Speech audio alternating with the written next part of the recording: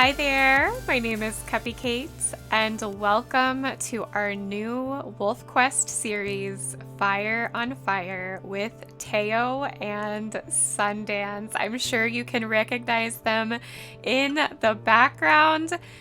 This is going to be their second litter together, and another chance for Teo to grow and use his fire for love and passion rather than hate. I have so been looking forward to this. I know that it's been stalled for quite a bit because artwork and life is crazy. Always, always crazy. When it calms down, I think I'm going to be bored. But finally, we are here with the series Fire on Fire, and Sundance is already like, Teo, let's go. I want to find their new home. She's very excited. But first, I am going to read you Teo's bio. I updated it quite a bit, and we are also going to go through his new goal, quirk, and flaw, as well as pack point. All right. So, after Seraph brought Teo back from death, she raised him in the hills of the elusive Lost River. There she taught him the ways of old about the four goddesses who formed the old world, and that he was destined to lead a new pack with these beliefs until all packs once again come together as one. Teo understood this, trying to push down the hate inside him from believing he was abandoned by his family, even when Seraph's warnings that this hate could consume him. He cannot shake it. And that was what I first wrote for him for essentially the prologue. If y'all have seen the prologue, if you haven't, I highly suggest you watch it. I did all the artwork for it, and hubby narrated it, which is pretty cool. All right, let's continue. Seraph passes into Eartha's light, and Teo knows he is on his own. He travels in silence to Amethyst Mountain, angry and afraid, yet determined to spread the old ways as Seraph had always wished for him. There, many of the available females seem interested in the rugged, brooding male, but Teo was never taught the ways of courtship. Seraph deemed such things as business and therefore unimportant in teachings. Teo believed the older, wiser wolf until he met a female of pure sunlight in physical form, which I spelled physical wrong. I'm looking at it right now, and that is ridiculous. Please ignore that. A wolf-like fire, Sundance. The two becoming Fire on Fire. Thus the series name. And yes, I chose that name because of the beautiful song Fire on Fire by Sam Smith. Please go listen to it. It's amazing. Do not worry. I did make sure that titles of songs cannot be copyrighted because I didn't obviously want to get in trouble for calling the series Fire on Fire. I double checked, and song titles cannot be copyrighted, so it's okay if I use Fire on Fire. I obviously can't play the song. As much as I'd love to, I can't, but for now, the series name is totally fine. Teo's first litter with Sundance almost broke him, losing 2 of his 5 pups to sickness, Stardust, and Bastion. Sundance was his only saving grace, her love and faith never wavering in Teo's rage. Without her, Teo would surely be lost to the fires of his heart. Instead, he is using those fires to fulfill a dream and love his family. With Eartham, Seraphine, Moondancer, and Sundance at his side, Teo's story will continue.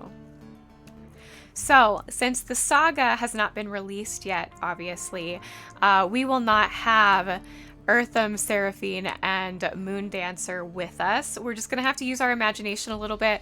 They would be yearlings at this point, and they would still be with our pair.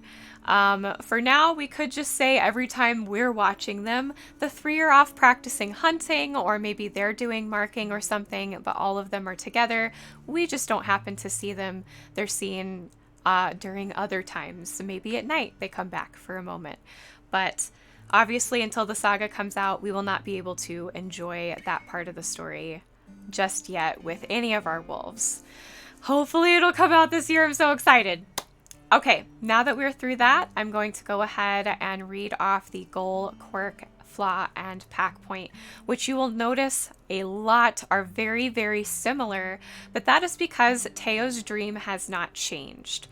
His goal is called Sharing of Faith. It is the same as his last goal, where he must take 75% of a randomly rolled pack.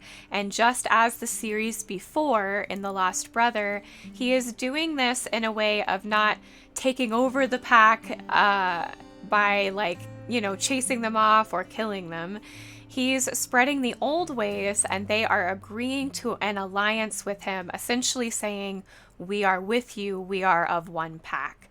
So when he takes those spots and they become yellow, even though in game mechanics we're technically taking over that spot, for our story, he is combining his forces with other packs who are of one faith, which is pretty neat, especially since this is a faith of peace and family and being together. Now for the quirk, it is actually going to be the same as Seraph's within Eartha's roots. So Teo is only going to use tree dens, very similar to how we did with Aspen. Aspen was just because he was named Aspen. But for this, Teo is doing it to be closer to his goddess Eartha, since she is the life goddess and she is often symbolized as a great tree. Now for his flaw is called Finding Peace, and you'll notice that this one is very, very different from anything that we've had before, and I'm quite nervous about it. So Teo will not attack other wolves unless he is attacked first and only at the den. So if he's in another pack's territory and they attack him, he has to run away. He cannot fight back. And he is doing that as a way to avoid his rage getting out of control. So he is trying to find peace by avoiding fights altogether. So he can only attack another wolf if they are at the den and they still have to bite him or Sundance first, or if they get too close to the pups. That's the only other kind of exception I'm making, because Teo obviously would not let a wolf get close enough to his pups to hurt them. So that's a big exception, because no wolf would do that. No wolf would be like, oh, let's be in peace, as the other wolf is tearing the pup apart. Sorry to be graphic, but no parent would do that. So those are the exceptions, but he's going to try very, very hard not to fight wolves at all if he can help it. And then finally, for his pack points, just as we did before, which I just realized I never tallied. I just know that he got a few. The main part of him getting so many points the last time and him staying on the neutral path was the fact that his goal was overachieved. If he had gotten more pack points and not lost a second pup, he probably would have been on the full peace path. So he's trying to find peace right now. He may express rage in other ways. If something bad happens, he might decide a coyote's gonna die today. Poor coyote. But he's trying to please Sundance, and Sundance very much does not want other wolves to be attacked. But she's still a protective mom. She's not going to let her pups get hurt by another wolf either. So those are the exceptions. But yes, for pack points, he will get a point for any territory he takes in another pack that isn't his main pack that he's trying to convert. So there's only 2 packs now that he is going to try and convert, between Crevice Lake and I believe Prospect Peak are the 2 that remain. And so we're going to roll for that in just a minute. But whatever he doesn't roll, if he takes hexes from the other pack, he just gets points for those. And the more points we get of that, the closer and closer and closer he gets to the peace path. If he loses a lot of pups and he is unable to achieve his goal, the farther away he's going to get from the peace path. So we're still... You know, Teo is definitely on a balancing line right now. So he's still right in the middle between peace and war. And we want him on the peace path, especially for the future. I have 2 ways this story can go, and it really, truly all depends on Teo. This turned into a wolf talk. I apologize. Well, it's been 10 minutes of me talking, and I'm going to keep talking. So as you can see, we kept our map. Oh my gosh, WolfQuest dev team, thank you so much for doing this. This is incredible. I love it so much. The only thing that we have to do is find at least 4 dens. I do know where most of the tree dens are, so we will be looking for them. I don't want to pick the tree den that Seraph is in just because I would like to kind of mix things up a little bit between storylines, but I do know where a couple are, and I'm wondering if the slight linger of aspen scent would be in some of these dens. But let's go ahead and roll to see, out of the 2 remaining wolf packs, which one Teo is going to have to convert. So 1 and 2 is Crevice Lake, 3 and 4 is Prospect Peak. Okay, it's on 3, so we're gonna do Prospect Peak. I find it funny that Crevice Lake was saved for last. Oof. That kind of fits the story so good, doesn't it? Anyways, it really does though, because Crevice Lake is kind of at war with the rest of the Snagglefang pack right now. So if Teo's distracted over in Prospect Peak, he'd have no idea there was a war going on, and he won't be able to interfere because he'll be distracted elsewhere. That's crazy. Anyway, I love how stories just accidentally unfold like that. So now we are also going to roll for the difficulty today. This is called the Goddess's Blessing. Both Teo and Seraph have this. 1 is easy, 2 is challenging, 3 and 4 is accurate. Challenging! Okay, that's not so bad. I can handle that. It was on easy. Sad face. So now I'm going to take our 2 beautiful wolves, and we are going to go find some dens for our beautiful Sundance to have their babies. And y'all, I'm so excited for babies. I'm so excited for babies. Let's go. For all of you who have been with me since Brothers Rivalry, this brings back some really good and really bad memories of Aspen. And I would love to believe that in our story that Aspen is watching over his brother right now, maybe pulling him to one of these dens so that he can be close to his brother in spirit. I just love the idea that Aspen cares so much, even in death, about his family, and since he couldn't protect his family and his pups when he was alive, that he's going to try and do so while he is dead.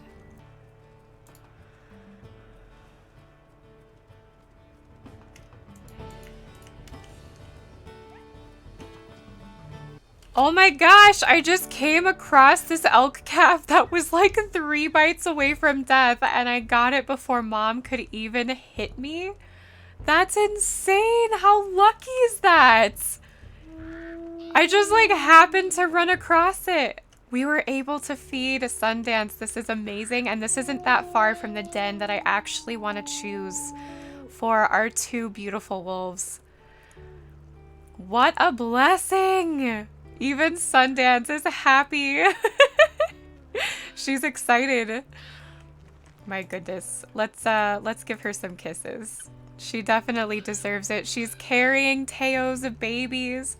She's been such a good mother, but more than anything, she has been a loving and patient and kind mate. And we have found the final den, the den where Teo lost Stardust.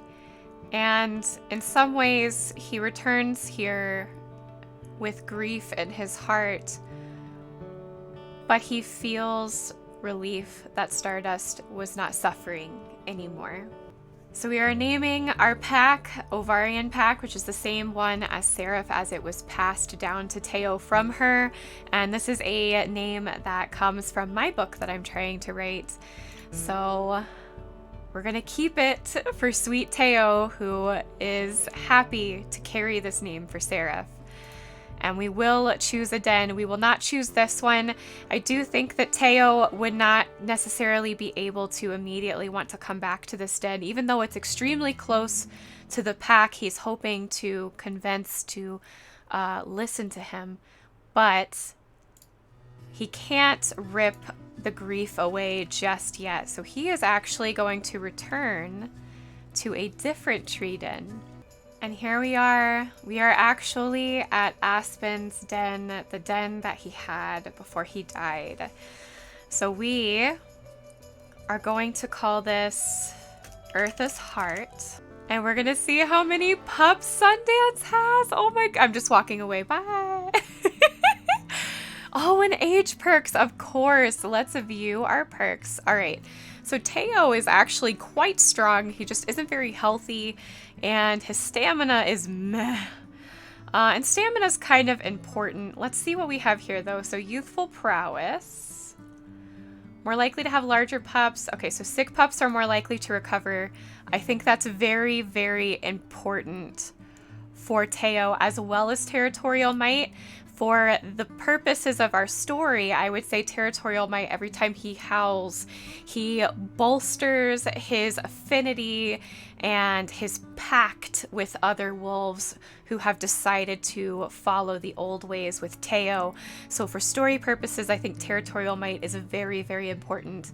Youthful prowess is also important because obviously we know that Teo, for some reason, is prone to having sick pups, so we really, really want that to possibly help improve their chances.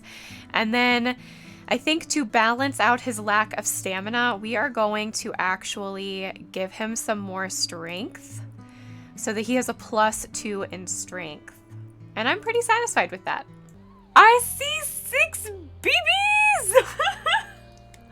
We went from 5 to 6, so we have more pups this year. That is amazing. I wonder with youthful prowess if we'll have 7 pups next year. Oh my gosh. I don't know though, because you have to remember Sundance is quite a bit older than our Teo. And my goodness, it is perfectly split. We have 3 males and 3 females. Let's get a look at their beautiful coats. I will skip tips. Thank you for asking. Here we go. Hello. Hi, 2M. Hello. Let me feed you. Hello, love. Oh, I see 3M and 4F. Oh my goodness, we have quite a few different coats here. I don't think I see one that looks the same. Here, love. Here, loves. Oh my. So I see we've got this light like tan and red. We have a red. We have kind of a chocolate. We've got almost like a green chocolate. We've got gray. We have chocolate and gray. Every coat is different. My goodness. And Sundance is singing passionately. She is so happy about her pups. We will sing with her. Oh my gosh, 6 beautiful babies have been born. Oh, I bet Teo is over the moon right now, happy. And Sundance is just singing away. I love that she sings. It actually reminds me quite a bit of Charm, who loved to sing. My goodness, she loved to sing. Oh, they were hungry. They had to go over to Mom to get more food. Let's see how they are on weight if we possibly have a runt. Wow. Okay, so 2M is 5.4 pounds. 3M is 4.6 pounds. Little 2F at 4.4. She's a little wee. She's a wee baby. We've got 3F at 5.6, 4F at 5.6, and 4M at 5.3. And they're getting filled up quite a bit, but oh no, I don't want to move. I keep thinking that that's the close button, and it's not. Here's more. Here's more. My goodness. You are all an empty pit. You're an empty pit, I say.